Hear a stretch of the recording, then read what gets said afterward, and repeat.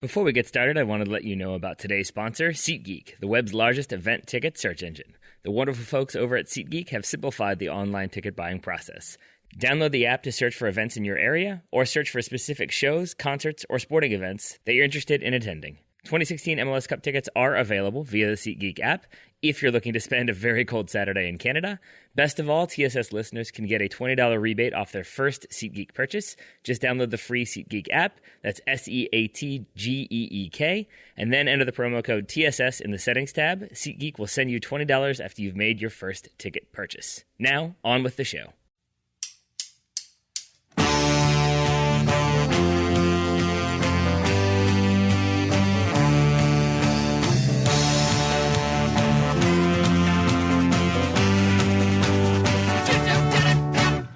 Hello and welcome to the Total Soccer Show. I am Taylor Rockwell. Daryl Grove is not with me for this show, mostly because we recorded it last night. That would be Wednesday night. I called up our good friend Alexi Lalas to get his thoughts on the 2016 MLS Cup, the hiring of Bruce Arena, and the future of the technical director role with the U.S. men's national team.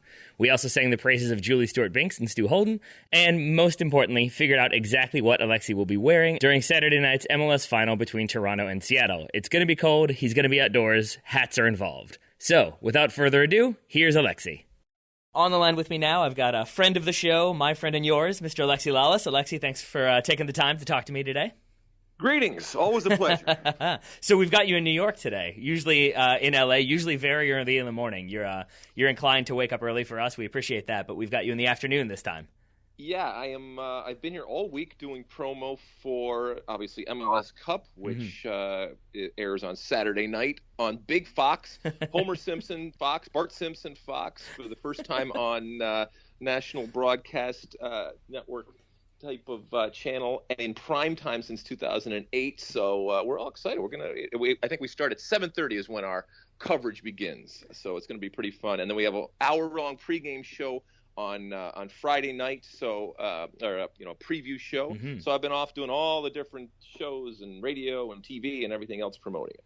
Nice. First of all, I take solace in the fact that it's still The Simpsons, or what we think of when it's Sunday nights on Fox. I like that that's still the case and not something I'm not familiar with. Well, it's difficult because there's so many different Fox channels and they have so many different names, obviously, and when you say Fox, it could be a million different things, and so you kind of have to qualify it here. And Rob Stone came up with that, and it's the perfect way to qualify because then people know exactly what you're talking about. So I'm curious. Well, first of all, always nice to hear Rob Stone mentioned. But I'm curious in doing all of the press that you've been doing. You've been doing this for a while. I'm wondering, how is like the media attention now? Are people more informed when it comes to MLS? Are you getting those sort of old school questions of like, so what is this exactly that's happening? Or are people aware of, oh, it's Giovinco versus Jordan Morris? Well, I mean, I think the level of understanding and the education certainly has increased. I still get those because there are certain folks out there that just don't know a lot about soccer. And it never bothered me. Even back in the day, it never bothered me. It still doesn't bother me. For example, I was on Fox and Friends this morning. Brian Kilmeade is one of the hosts there. And this is a guy who actually years ago, people don't remember, was heavily involved in soccer. He was actually worked with the Metro Stars and broadcast with the Metro Stars. So this is a guy that grew up playing soccer, knows soccer. And so when you have someone like him, it's a lot easier to talk about the different things. But, then I'll go next door and do something where you have a host that doesn't know a lot about soccer, and you have to adjust accordingly. And I've been doing this, like you said, for a long time now, overlapping different centuries, as a matter of fact. And you figure out how to do that. I don't ever it never bums me out when somebody doesn't know a whole lot, as long as they're not condescending about it. If they want to ask questions, I will sit and I will explain offside to you or how to do a throw-in or anything like that. That, as long as you give me and therefore the sport or the event of whatever we're promoting the respect that I think it deserves, even though you might not be an aficionado when it comes to the game. I do eventually want to talk about that game in particular, but I have one more question for you. I'm curious if you have is it difficult for you to transition, though, in the way you're thinking? Because if you're doing Fox and Friends in the morning and they're asking you very generic, I would assume, questions about this game, and then you appear on a podcast like the Total Soccer Show or elsewhere, and the question is like, how are you going to handle a 3-5-2 and an advancing fullback? And you sort of like, oh, I was describing what a soccer ball is earlier. This is slightly different.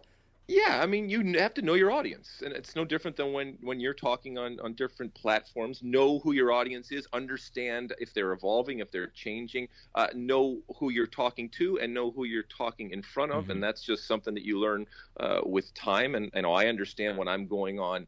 For example, so the game this weekend on Saturday night, we said, is on Fox. That means that the possibility that there's going to be a lot more people than just us soccer guys and girls that are out there, and those of us that talk about soccer. That's wonderful because we want more eyes. We want more people to tune in.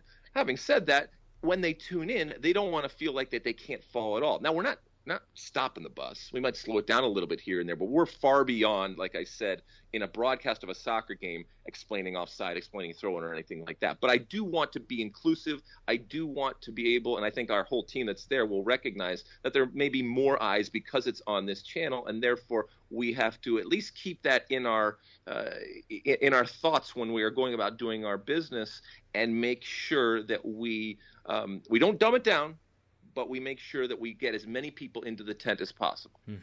So you've got to have all these eyes on this game. You're going to have those big names that I talked about previously. But the name that I want to start off with is Nico Lodeiro. Daryl and I did our preview. We talked about what Toronto can do to try to shut him down because he is so important in that Seattle attack. And the answer was a lot of different stuff, maybe, but nothing specifically. Do you have any ideas about what Toronto can do to kind of limit his impact? Well, I mean, let's first and foremost take our hats off to what this guy has done for the team and for this league. I mean, he has been a revelation in terms of coming in and fundamentally changing not just the results of the Seattle, but the way in which they play. And I think that's the big challenge when it comes to a team like Toronto. You know as well as I do that this league that's built on manufactured parity is very, very difficult to call. And if I had to call it, I'm only going with Toronto because they're the home team.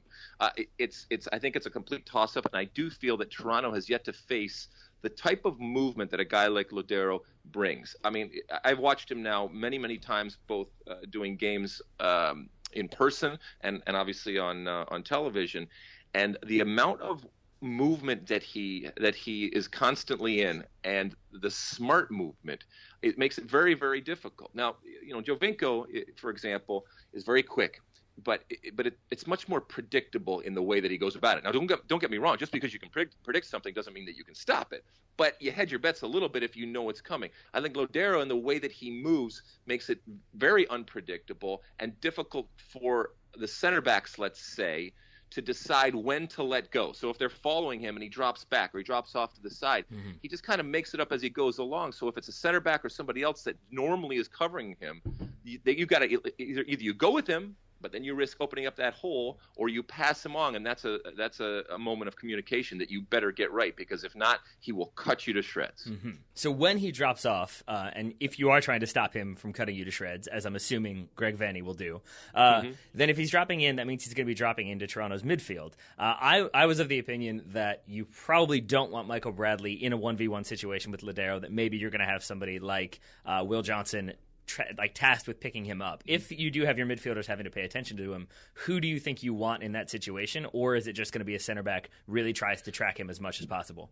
Well, I think you hit it on the head in terms of having cover. And I think that Greg Vanney recognized that he needed that in Will Johnson. But ironically, the goal, for example, that the Impact scored the other day when Michael Bradley stepped out of that pocket and lost that 1v1 battle, Will Johnson didn't recognize earlier that, hey, this is a problem, I got to be covering him. So if and when Michael Bradley does get pulled out and decides to go out and maybe doesn't win something, or just, Nick Lodeiro is really, really good, there has to be that cover. And not just that cover for somebody coming in behind, but actually getting into that space so that that one mistake doesn't become two mistakes and have that chain reaction going on. So I think whoever's next to Michael Bradley, and we saw Will Johnson, we've seen Amanda Cooper there, and different players. I don't know what Greg Vanney's going to do, but that second person next to Michael Bradley is really, really important if and when he gets pulled out. So while I love the fact that Michael Bradley has been kind of defined and now said you are playing in front of that back four for both club and country, now that Bruce Arena has come back in, you still have to have a recognition, people around him, that he's not going to always be there. And if and when he gets pulled out, you got to be able to fill that hole. So you've got Ladero in there, obviously, as we've talked about, but you've got his movement, and you've got the movement of Jordan Morris, you've got the movement of Valdez up top.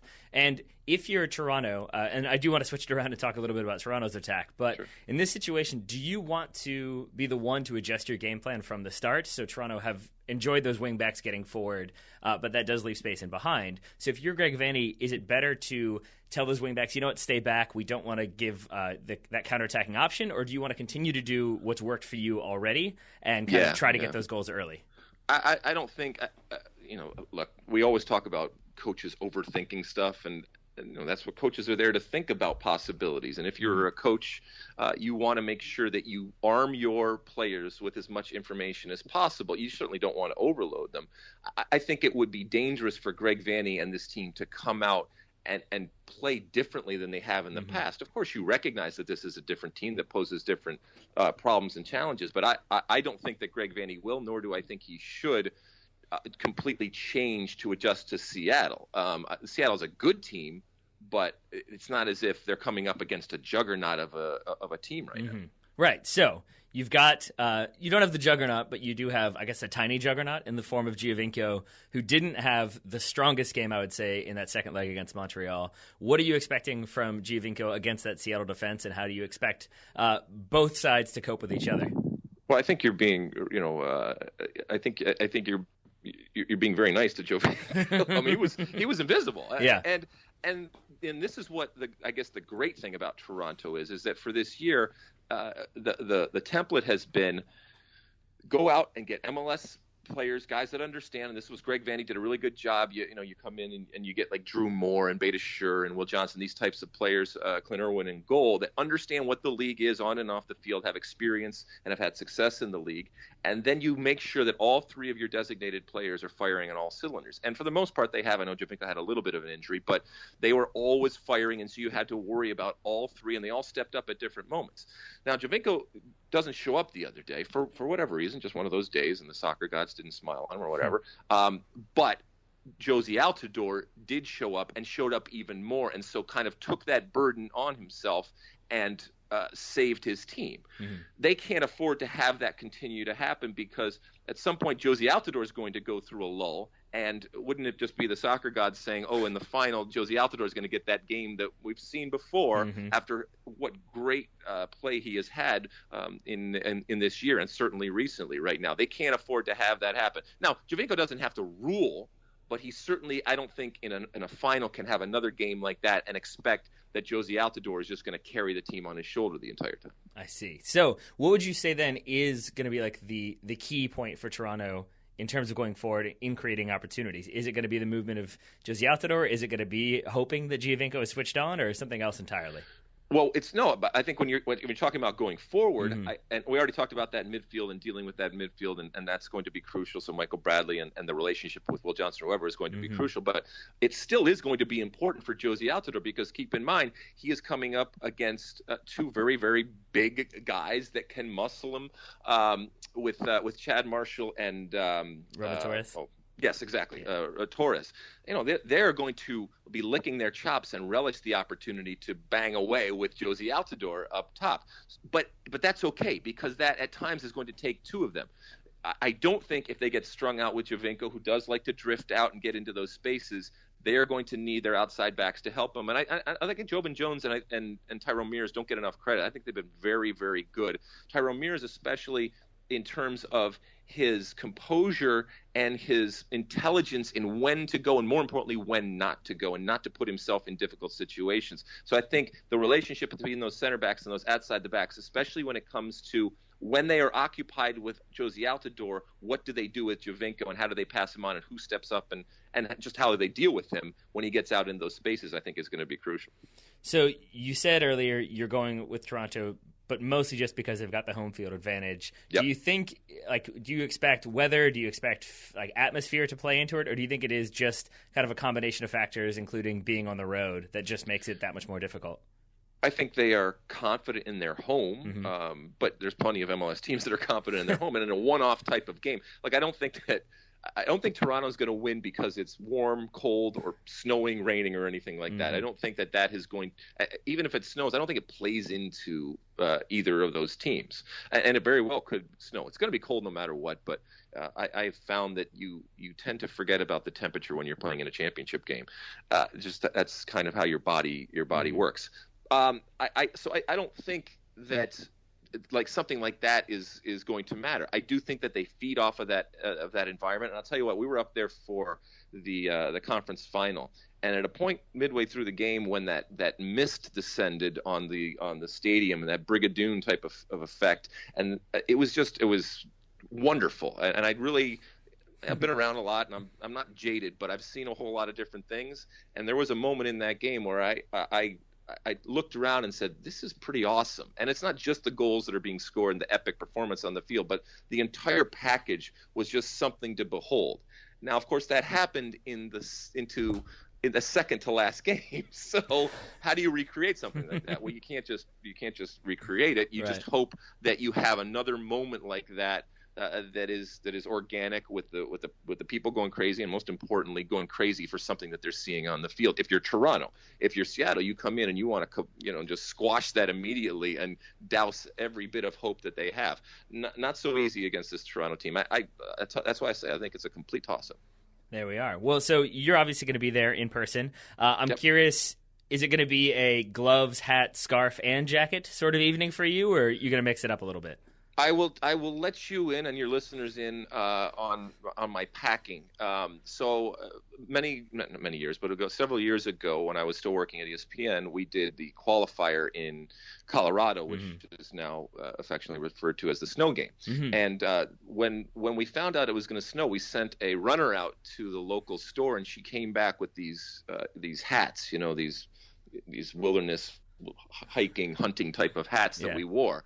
And I packed it away after that game, and I've never brought it out since. And yet I knew this was going to be cold. I knew there was the potential for snow. So I have packed the snow game hat. It is at the ready should I need it. I don't know if I'm going to need it, but I have that. We got Long Johns, myself, Rob Stone, Eric Winalda and Stu Holden will be manning the studio, and that will actually be on site on the field and in the cold. And then, of course, the great John Strong, the voice of American soccer, and Brad Friedel next to him will be up in the booth, and our wonderful Julie Stewart-Binks roaming the sideline, giving us the information. So we got a hell of a team that's assembled in terms of the talent on air, and we're really excited to do it. And we will be cold at times, but I think we'll be warm in spirit and heart. I saw Julie Stewart-Binks' manicure she posted on Twitter. She's got an MLS Cup Final manicure themed setup there. I'm wondering if she's going to be wearing gloves. See that? I mean, that's a whole nother level from Julie Stewart-Binks. I got to tell you, I've worked with Julie now for a number of years, and she is incredible at what she does, and just a real prize that we have. And it's been a real privilege and a pleasure to work with her in terms of the work that she does to get the information. And keep in mind, this is someone that didn't come from an MLS and soccer background, and she immersed herself. And at times she knows more than me. She knows breaking news. She has contacts all over this league. She is just an incredible asset that we have. And as you've seen time and time again, we'll get that story, and it doesn't matter if it's raining or it's snow or it's windy or if her hair's all over the place, she will get that story. And it's just a real pleasure to work with people like Julie Stewart-Binks. Yeah, I sent a photo of her doing the post-game interview to my wife, who was incredibly impressed by her and amazed that she was like, she clearly cares about the sport and about broadcasting because she is not caring about her hair. I thought that spoke volumes. It was committed to the cause, and she's an incredible pro. And actually, that's probably – no, it's not probably. That is our fault. We probably should have warned her, before going on air, because you never want to be the story or be a distraction to the story that you're giving right there. And Julie's hair was all over, but she was a trooper, and I love her for that. And that's why she is, in my estimation, one of the best in the business. Excellent. So you mentioned the people that you guys are going to have in studio. Are you being joined by Don Garber again this year? Yeah, so I think Don will be there for halftime. He always is. I mean, unless something has changed. I don't know how much news there is for him to break. because now that we no longer have neutral sites, the planning of meetings is much less than it has been in the past with MLS Cups, because it's so last minute. And the Board of Governors, I don't know if they're meeting in Toronto or I think they're meeting later in New York. So I don't know if he's going to be able to break news, but I'm going to make sure that he at least says something. Even if you don't break news, at least say something interesting. So Don's always good for that. And, I always love to pepper him with questions. And to his credit, he often tells me he enjoys it, and even gets ready because he knows that I'm going to throw something a little bit out of left field at him. But, keep him on his toes. It's important to do that. So you're saying? What would you ask him? I think I would ask him. So when are the New York Cosmos going to be announced as the newest MLS expansion franchise? Oh my goodness, huh? Incredible! Incredible these days we're living in right now. Yeah, I don't know what else I would ask him. I mean, why is he so involved in the promotion relegation conspiracy? That's a fun one. No. Not really. I wouldn't do that. Oh boy, we're going to get messages about that. I guess while we've moved away from the game, I do want to ask you a little bit about the U.S. national team while we're at it. Sure. So it was not even a widely kept secret. It was just fairly known that once Jurgen Klinsmann got the axe, it was going to be Bruce Arena coming in. What were your thoughts and reactions to Bruce Arena coming back to the U.S. national team? Are you excited? Are you sort of like, yeah, that makes sense? Or are you less excited? It makes sense with this with the understanding. Well, if you believe that qualifying for the 2018 Men's World Cup for the U.S. was in jeopardy after the first two games that we all know the U.S. team lost, if you actually believe that, then this was absolutely something that should have been done. And there is only one person, and that is Bruce Arena, to come in this emergency type situation. Look, I've been on the record and have for years said that they should have parted ways after the 2014 World Cup. Thank you, Jurgen, for your time. You're leaving it in a better position than when you took it over, and we're not going to go into this double cycle thing, which I think gets stale and has the tendency to get stale very, very quickly. You could tell that this had gone south, that this was stale, and the quintessential losing of the team, I think, was on display especially in that second game in Costa Rica, and a change needed to be made if you truly believed that the U.S. was in jeopardy of making the World Cup and the devastation that would cause, and you didn't want to do that. And I think Sunil Gulati believed that, and so he comes in emergency situations, gets Bruce Arena to come in and do whatever it takes to get the team to the World Cup. But make no mistake, Bruce Arena, as I've said, he is not a progressive. This isn't somebody that's going to come in and dramatically change the way that we play. This isn't about being a romantic or sexy soccer or anything like that.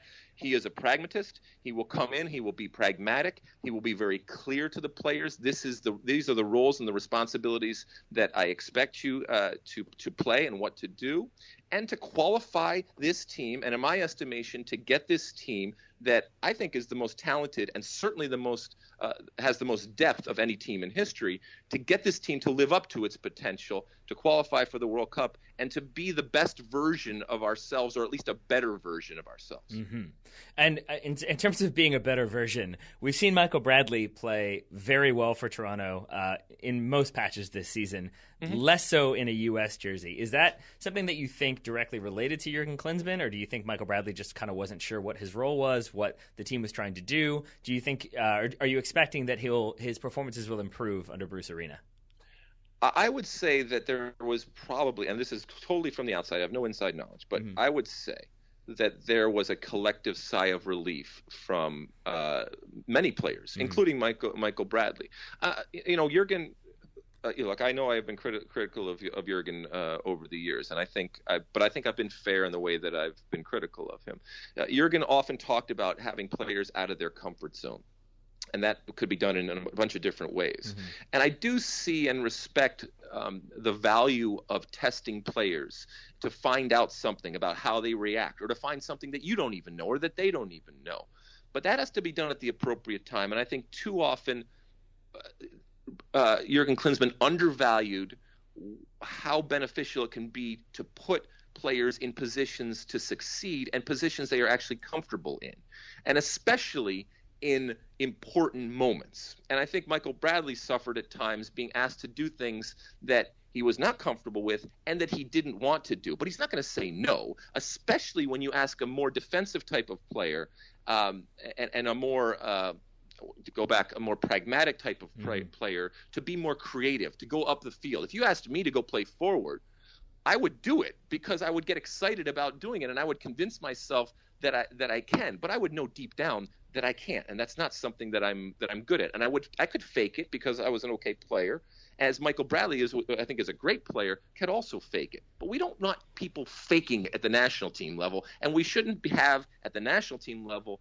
players playing out of position. And that's, I think, what was frustrating. Now, Michael Bradley has to play better. We all understand that. I think Bruce Arena understands that first and foremost. But if Bruce Arena can articulate to Michael Bradley and all those players exactly what he expects of him and what he doesn't expect of him, I think that those types of marching orders Michael Bradley really responds to. And I think that Bruce Arena is really going to need a 100% Michael Bradley, and the Michael Bradley that we have seen in the past, in order to be successful. There we are. So wait, let me get this straight. You're saying that logical tactics, preparation, and awareness of player strength is important when you're a coach?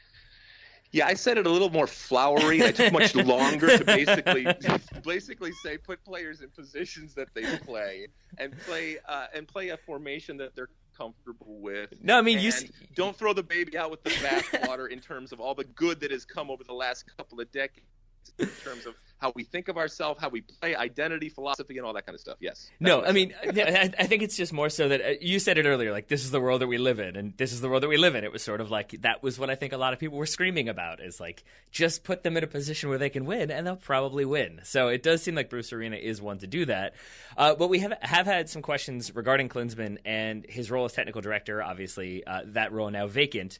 But you had the U17s perform very well in the Nike International Friendlies, beating, Turkey, Brazil, and Portugal. How much credit do you think Klinsmann deserves as technical director for the way youth programs have progressed? Or was that work that was already being done behind the scenes before he even came into power?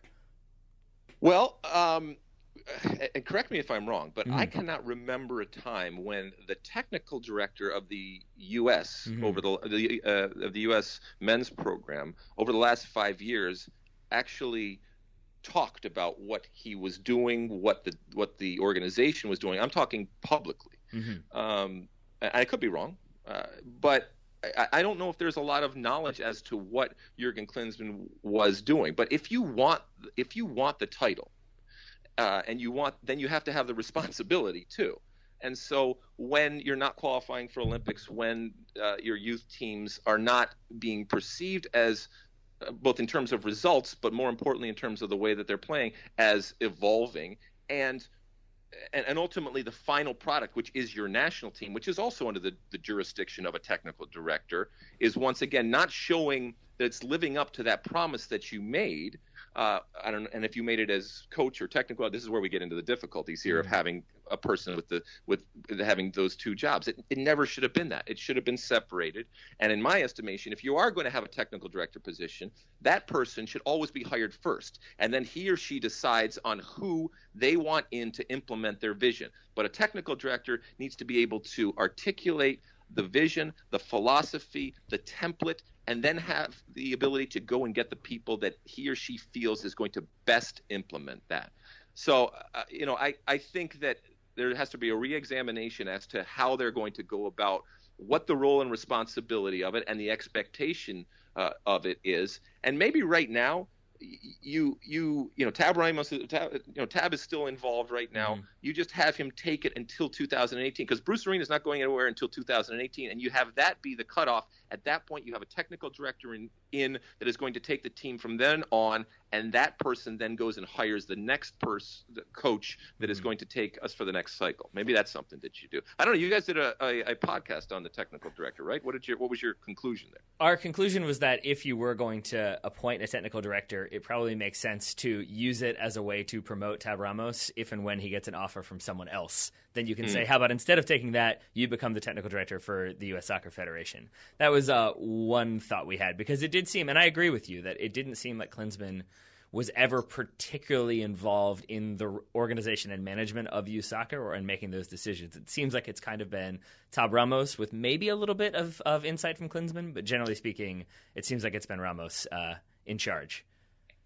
We don't know because we're not internal. And once again, there was not a whole lot of public. And that's the other thing. If you're going to have a technical director, I don't want that technical director to be in the shadows. Now, I don't want Agreed. him or her coming out and just completely taking over everything and totally overshadowing the coach, which has a real important job. But I think going forward, and it's something that they should learn from the last few years, the more that you can get this person in this job to be able to be out there and to be able to be public and to be able, therefore, to be accountable for what they are implementing and what their vision is, and be able to articulate it, which is a whole nother strength that needs to be out there. I think they really have to concentrate on doing that so that everybody understands that. And I think Bruce Arena actually talked a little bit about, over the last couple of weeks, about doing a better job of having buy-in and understanding from everybody as to what they're trying to do and what the challenges are. And that just makes sense, because when that happens, you hedge your bets and you give yourself an opportunity to be viewed in a different way when there's more of a peek behind and an understanding of what they're doing and that collective type of process. It doesn't mean you're not going to come in for criticism. It doesn't mean I'm not going to be critical of you at times, but there's just, I think it has to be a little bit more transparent in the way they go about it. And I think that will really benefit the individuals and collectively the Federation if they do that going forward. All right. Well, then the obvious question becomes, is there a name out there that you would like to see as a future technical director or a future U.S. national team coach? Because I'll buy you some time, because I'll say that I agree with you. I think Arena is going to be there till 2018, but I would say both the Federation and maybe Arena himself have learned the lesson that kind of don't wear out your welcome, and on a high note, like George Costanza. That fits for you being in New York. Leave him wanting more. Don't be the one who overstays your welcome. So if you were to leave in 2018, which I think you will, is there somebody you'd like to see come in as director or as the head coach of the national team? As head coach, if I was in a technical director type of capacity, let's say, and that's the only way I can do it, because I think you need to hire the technical director first, right, and then have that person have their person in place and be able to bring their person. I think we do it backwards so many times, and it just drives me nuts, because it's more difficult for it to have it work like that. A guy like Oscar Pereira, I really, really think is interesting in the way that he thinks about the game and the way that he deals with especially younger player and talent. I think he's going to be in the mix. I think the names are all out there. So it's your Greg Berhalters, it's your Caleb, it's Peter Vermes, who, by the way, when we talk about guys like Peter Vermes and Greg Berhalter, they have also had that dual title and responsibility at different places, and I get it. You want to have all the power as that you can. You don't want to have a boss if you don't have to have a boss. Although we all have bosses, so those are going to be the names that are going to come out. But a couple of years think of how we were thinking about Greg Berhalter a year ago, and things change very, very quickly. So I think it's not an experiment, but this period with Bruce Arena, I want to see how this goes, because I think it can inform a lot of these choices that we're going to make. And what we say now might look very different after these next 2 years. And not just in terms of how well Bruce does, but what it looks like in doing well, or what it looks like in doing bad. And then final question for you. Final question for you then. Is there a person in these 2 years that you think could step up to that technical director role? Do you think Tab Ramos is the logical person to move in, since he's been doing that at youth level? Or do you think maybe that's just too big of a question for right now? Well, I think Tab is going to get heavy consideration for a number of reasons. He's been there a while. I get the feeling that Tab has kind of watched this play out and almost had this notebook that he's just checking out. I'm not going to do that, and I'm not going to do that, and boy, that didn't work. And I think he has almost been given the benefit of seeing this. It's not a train wreck, but certainly at times what's been some dysfunction going on, and I think that will serve him well going forward. And I think there's value to what he has been through and experienced, and I think he's probably just kind of waited and been in the shadows and kept his mouth shut, even though, and maybe shaking his head at times, but you can't do that once you assume responsibility if you're going to be a technical director. So I think that he will be in the mix, but people want their own guys, especially when they come in, and who knows if Sunil continues on. But I think Tab will and should be in the mix, because I think he is. I think he's smart. I think he's got an incredible experience, and I think that he could be that guy that maybe says, this is who we are, and maybe it's even more important to have that person say who we aren't, and which isn't always easy. Well, I appreciate that, and I just want you to know that I plan to go the jackass clickbait route and say that Alexi Lalas guarantees that Tab Ramos and Oscar Pareja will be the next heads of U.S. Soccer. So I just want you to know that. Who do you want in the technical director position? To be perfectly honest, I don't think I know enough about what the technical director does. I have ideas, and I have... that's a whole other podcast. Yeah, I mean, it is, and that's what we talked about yesterday. Is like we have ideas about what they do and about what their role is, but it seems like people have this idea that it is a set thing, that every country has a technical director who does these specific XYZ things, and that's not how it works. And so I think you have to, I think your point is very valid, that you have to look in the next 2 years about what are the deficiencies at youth level, at senior level, and then figure out who can be brought in to deal with that stuff so the manager can focus on dealing with the individual matches and what's going on the field. And define that role. I mean, we talk about transparency, and I'm talking about defining and being able to articulate what you want. Defining that role, because like you said, the technical director, was all in vogue, and we had to have it, but nobody really knew what the hell it did and what its role was. And as you said, each club, each organization, each federation has a different definition of it. But we shouldn't have to be guessing. You can have different a different responsibility at different places, but we should know what those differences are. And you should want us to know. And I'm talking, when I say us, I mean those of us like you and myself that are talking about it and are in the media. You should want us to know what those responsibilities are. So it's not this nebulous thing that just kind of floats around and, well, he may or she may be responsible for this, but we don't know, and maybe at times like this. And I know there's maybe even some value to having that and plausible deniability that some of them might want. But I really think that if and when the U.S. national team picks a new technical director, that they really need to drill down and make sure that everybody, not just internally, but externally, understands what this role is, why is it's important, and what we should expect from this person going forward. There we are. All right, I'm glad we've solved this. I hope Sunil is listening. I will say this though, and I love you and all the work you do on the panel. So don't get me wrong, but I will say that if there's one person who I'd like to see become a head coach, I think it's Stu Holden. Basically, just because we've seen him, Daryl and I have been consistently impressed by.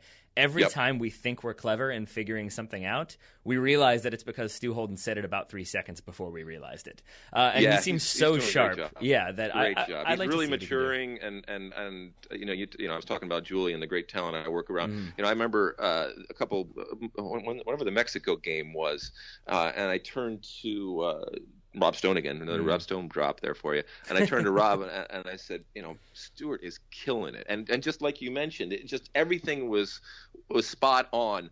And by the way, it doesn't have to be necessarily that I agree with everything for someone to be killing it on a broadcast. So even stuff that he said that I didn't necessarily agree with, he said it in a way that that I respected. And that, to get to that point, especially for someone so young, I think he's just starting to feel it, and he's getting into a groove. And I'm really looking forward to see how he progresses in his role as as a color analyst. But you're absolutely spot on. But you can pry him from our cold dead hands, because he's not going anywhere. We need him on TV. That sounds good. Well, he'll be there with you in Toronto, as will obviously Toronto and Seattle. Alexi Lalas, stay warm, and thank you very much for taking all the time to join us today. Always a pleasure.